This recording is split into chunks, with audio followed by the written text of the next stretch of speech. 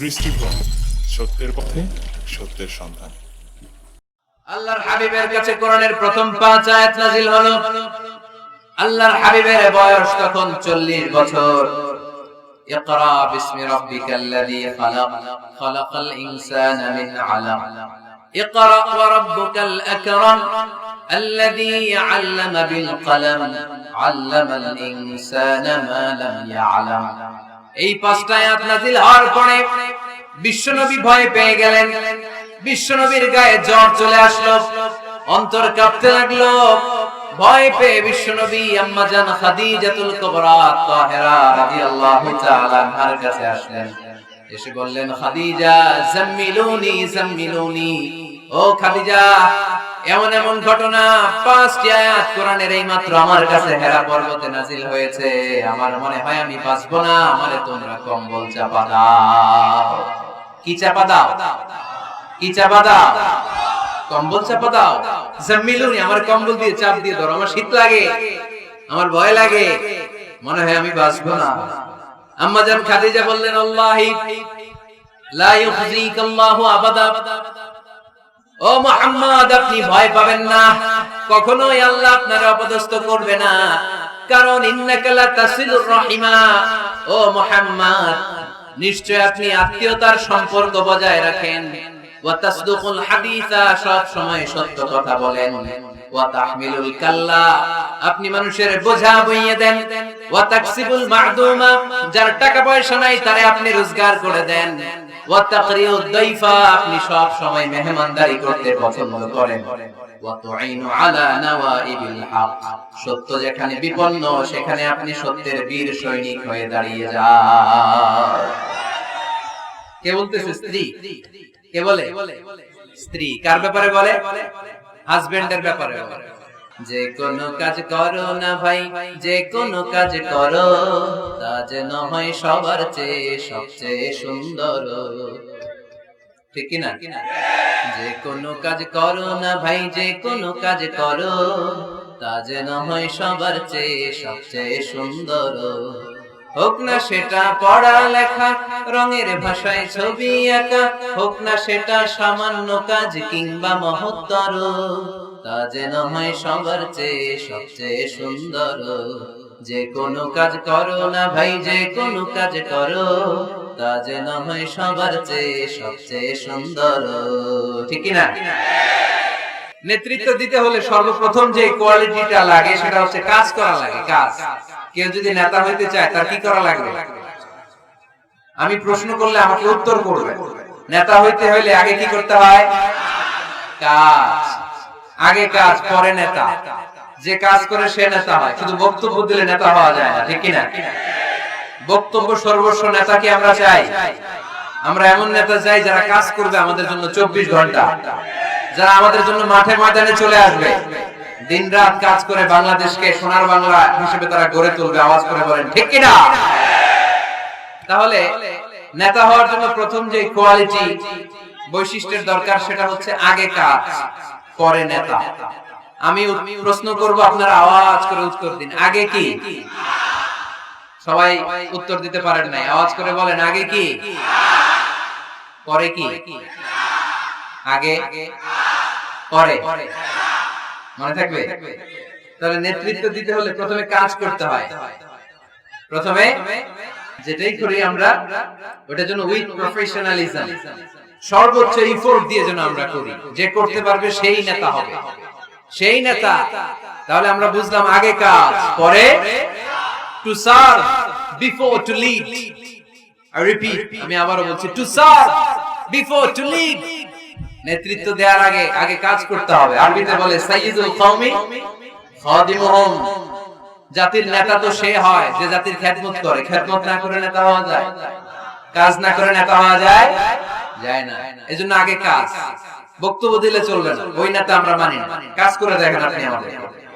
জনগণের জন্য কাজ করেন, দেশের জন্য কাজ করেন, মাটি ও মানুষের জন্য কাজ করেন, then you are our leader.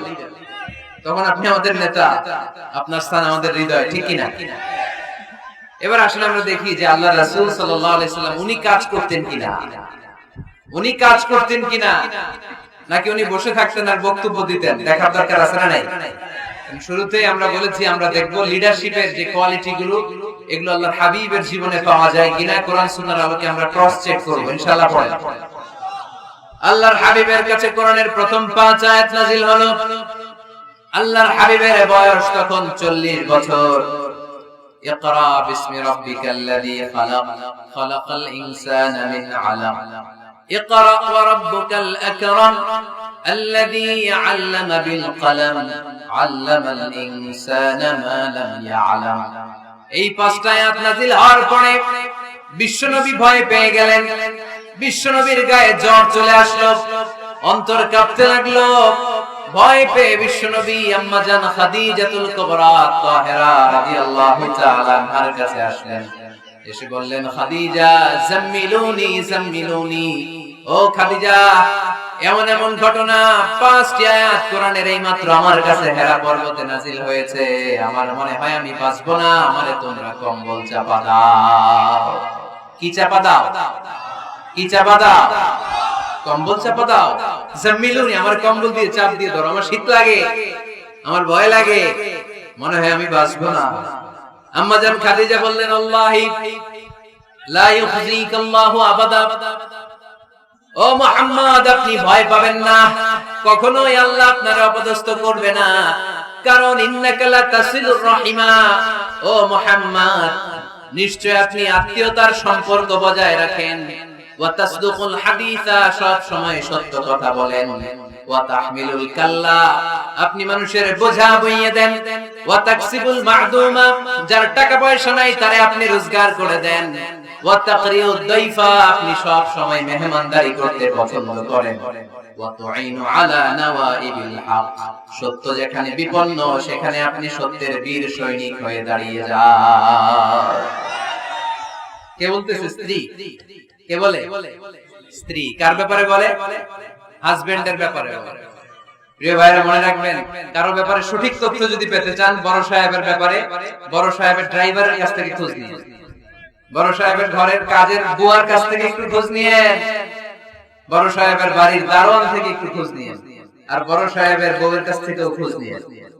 এই 4টা সোর্স থেকে যদি আপনি বড় সাহেবের ইনফরমেশন নেন, সব আসল ইনফরমেশন বেরিয়ে আসবে। চিল্লায় বলেন ঠিক কিনা? আল্লাহর হাবিব সাল্লাল্লাহু আলাইহি ওয়াসাল্লামের স্ত্রী আম্মা জান খাদিজাতুল কুবরা তাহেরা রাদিয়াল্লাহু তাআলা আনহা বললেন, আল্লাহি লা ইউখজিকাল্লাহু আবাদা, মুহাম্মদ আপনি ভয় পাবেন না, আপনি ভয় পাবেন না, আল্লাহ শপথ আমার তো এই আত্মবিশ্বাস আছে আল্লাহ কখনো আপনারে অপদস্থ করবে না, কারণ আপনি আত্মীয়তার সম্পর্ক বজায় রাখেন, সব সময় সত্য কথা বলেন, আপনি সব সময় সত্য বলেন। মানুষ বোঝা টানতে পারে না, তাদের বোঝা আপনি টেনে মাথায় দিয়ে দেন। সুবহানাল্লাহ পড়বেন না? তাকসিবুল মা'দুম যার উপার্জনের কিচ্ছু নাই, টাকা পয়সা নাই, তারে আপনি উপার্জন করে দেন। আপনি টাকা জমায়ে মানুষের মধ্যে দান করেন। আগে আপনি ছাগল চড়াতেন, অল্প কিছু টাকা পয়সা পেতেন, এরপরে আমার ব্যবসায় স্টাফ হিসেবে আসলেন, আরো কিছু টাকা পয়সা পেলেন, এগুলো আমি দেখেছি আপনি দেদাস মানুষের জন্য খরচ করে ফেলেন। যা টাকা পয়সা আছে এগুলো আপনি মেহমানদারিতে খরচ করেন, আর যেখানে সত্য বিপন্ন সেখানে আপনি লড়াকু সৈনিক হয়ে দাঁড়িয়ে যান। 6টা গুণের কথা বলেন, সুবহানাল্লাহ পড়েন। প্রিয় ভাইরা একটু চিন্তা করেন, তখনও উনি নবী হয় নাই, নবী যে হবেন এটা জানতেনই না, আল্লাহর ইলমে তিনি নবী, কিন্তু অফিশিয়ালি নবী হয়েছেন তিনি পৃথিবীতে 40 বছর বয়সে, ঠিক কিনা? তার মানে নবী হওয়ার আগেই, অফিশিয়ালি কোরআন আসার আগেই, অফিশিয়ালি নবুয়ত পাওয়ার আগেই আমার বিশ্বনবী জনকল্যাণমূলক কাজ শুরু করে দিয়েছিলেন। চিল্লায় বলতে হবে ঠিক কিনা? নেতা হন নাই, কিন্তু কাজ শুরু হয়ে গেছে। His mission is there, his vision is there, his work is there. নবী হন নাই, ওহী আসে নাই, কিন্তু কাজ বন্ধ ছিল। কথা কন, কাজ ঠিকই চলেছে। সেই ছোট্টবেলা থেকে তিনি দানবী, ছোট্টবেলা থেকে মেহমান খাওয়াতে পছন্দ করেন, ছোট্টবেলা থেকে কখনো মিথ্যা বলেন না, ছোট্টবেলা থেকে আত্মীয়দের খোঁজ খবর নেন, সেই ছোটবেলা থেকে ইয়াং বয়স থেকেই সত্য যেখানে বিপন্ন সেখানে তিনি লড়াকু সৈনিক হয়ে দাঁড়িয়ে যান। তার মানে আগে নবী কাজ করছেন, পরে নেতৃত্ব আসছে। কথা বুঝি নাই? আগে কি? চিল্লায় বলতে হবে আগে কি? নেতা হতে যাদের শখ, আগে কাজ করো, আগে পরিশ্রম করো, আগে জনগণের সেবা করেন, জনকল্যাণমূলক কাজের সাথে নিজেকে সম্পৃক্ত করেন, নেতৃত্ব আপনার হাতে এমনিতেই ধরা দিবে। আগে কাজ, পরে ক্ষমতা, ঠিক কিনা? তাহলে লিডারশিপ কোয়ালিটির প্রথম যে কোয়ালিটিটা আজকের এই আলোচনা থেকে আমরা জানলাম যে নেতা হতে হলে you have to serve first, then you will be the leader. আগে আপনাকে সার্ভিস দিতে হবে, খেদমত করতে হবে।